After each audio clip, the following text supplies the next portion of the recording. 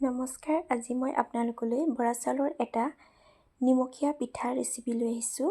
এই পিঠাটো নিমখীয়া যদিও খাবলৈ বহুত ভাল হয় আৰু এই পিঠাটো বনাই পেলাই কেইবাদিনলৈ ৰাখিব পাৰি। দেখিছেনে পিঠাটো কিমান ধুনীয়াকৈ ফুলি গৈছে আৰু ভিতৰতো বহুত কোমল। এতিয়া আহকচোন ভিডিঅ'টো মাজলৈ যাওঁ।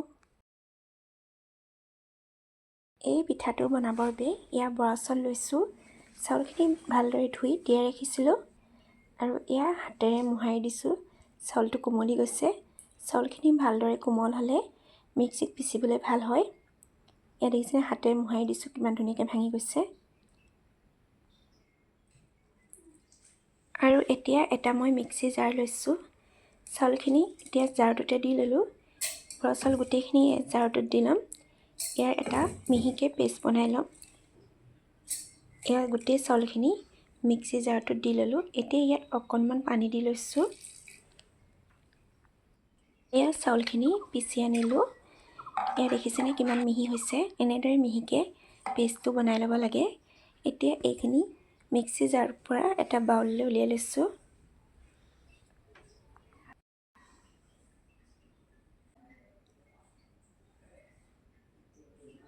মিক্সি জাৰটোৰ পৰা গোটেইখিনি বাউলটোলৈ উলিয়াই ল'লোঁ। এতিয়া ইয়াত মই ভাত খোৱা চাউলৰ পিঠাগুড়ি মিলাম। এয়া অলপমান পিঠাগুড়ি দি ল'লোঁ। এতিয়া এইখিনি ভালদৰে মিহলাই ল'ম। অলপ অলপকৈ দি মিহলাই ল'ব, নহ'লে বেছিও হৈ যাব পাৰে। এতিয়া বাকী থকা পিঠাগুড়িখিনিও দি ল'লোঁ। এইখিনি আকৌ এবাৰ মিক্স কৰিম।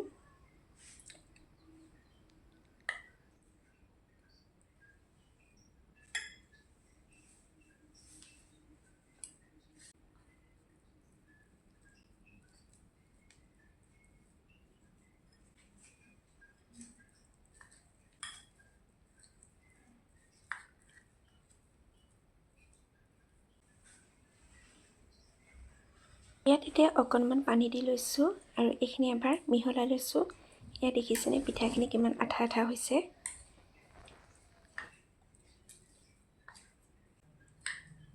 আৰু এইখিনি এতিয়া মই হাতেৰে মিলাম। হাতেৰে ভালদৰে মিক্স কৰি ল'লেহে ভাল হ'ব। প্ৰায় 10 মিনিটমান সময়ৰ কাৰণে এইখিনি হাতেৰে ভালদৰে মিক্স কৰি থাকিব। যিমানে ভালদৰে মিহলাই ল'ব পিঠাটো সিমানেই ভাল হ'ব। এইখিনিতে এটা ৰিকুৱেষ্ট কৰিম, আপোনালোকে যদি এতিয়ালৈকে মোৰ এই চেনেলটো ছাবস্ক্ৰাইব কৰা নাই, প্লিজ ছাবস্ক্ৰাইব কৰি দিব। এতিয়া আহক পুনৰবাৰ ভিডিঅ'টোৰ মাজলৈ যাওঁ। এইখিনি প্ৰায় মই 10 মিনিটমান সময়ৰ কাৰণে ভালদৰে মিক্স কৰি ল'লোঁ। এতিয়া প্ৰায় 2-3 ঘণ্টা সময়ৰ কাৰণে ৰাখি দিম। তাতকৈ বেছি দেৰি ৰাখোঁ বুলিলেও ৰাখিব পাৰিব।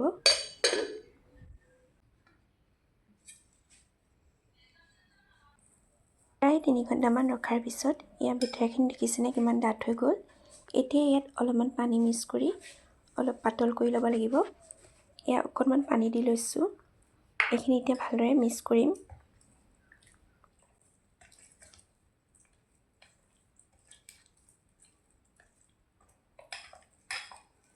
চাউলখিনি বহুত আঠা আছে, সেইকাৰণে বাতিটোৰ তলত লাগি লাগি ধৰিছে। এইখিনি এতিয়া ভালদৰে মিক্স কৰিব লাগিব। অলপমান ডাঠ হৈ থকাৰ কাৰণে এতিয়া মই ইয়াত আৰু অকণ পানী দি ল'ম। এই পানী অকণমান দি দিছোঁ। এই পানীখিনি দি ভালদৰে মিক্স কৰি ল'লোঁ। ইমানটো জোখত বেটাৰটো হ'লেই হ'ব। এতিয়া ইয়াত দুটামান বস্তু মিক্স কৰিম। প্ৰথমে দিছোঁ আধা চামুচ কালজিৰা,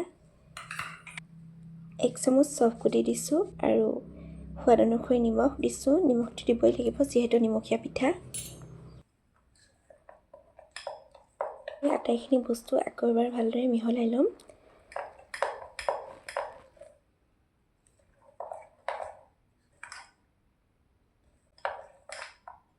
ইয়াত এতিয়া আধা চামুচ বেকিং চ'ডা দি লৈছোঁ।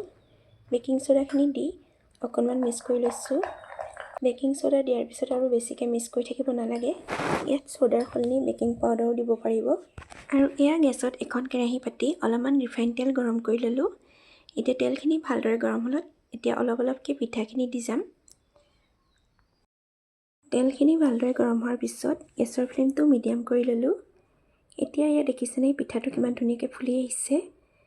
এতিয়া ইটো চাইডে লুটিয়াই ল'ম পিঠাটো।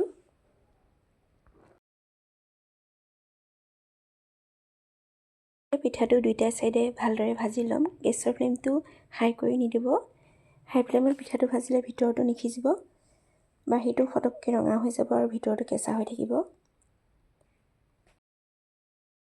এয়া মোৰ প্ৰথম পিঠাটো ভাজি লোৱা হৈ গ'ল। এইটো এতিয়া কেৰাহীৰ পৰা নমাই ল'লোঁ। এতিয়া নেক্সট পিঠাটো দি লৈছোঁ।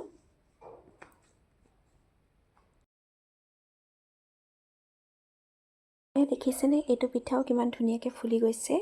এই পদ্ধতিটোত পিঠা বনালে একটাও পিঠা বেয়া নহয়, গোটেইখিনি পিঠাই ভাল হ'ব।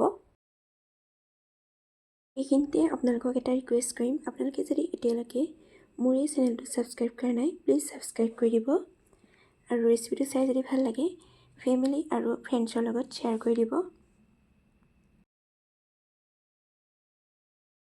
এয়া মোৰ নেক্সট পিঠাটো ভাজি লোৱা হৈ গ'ল। এই পিঠাটো ওচৰৰ পৰা দেখাইছোঁ, চব কিমান ধুনীয়াকৈ ফুলি গৈছে আৰু ভিতৰতো খুব ধুনীয়াকৈ সিজি গৈছে। এই একেধৰণে এতিয়া বাকী থকা পিঠাখিনিও বনাই ল'ম।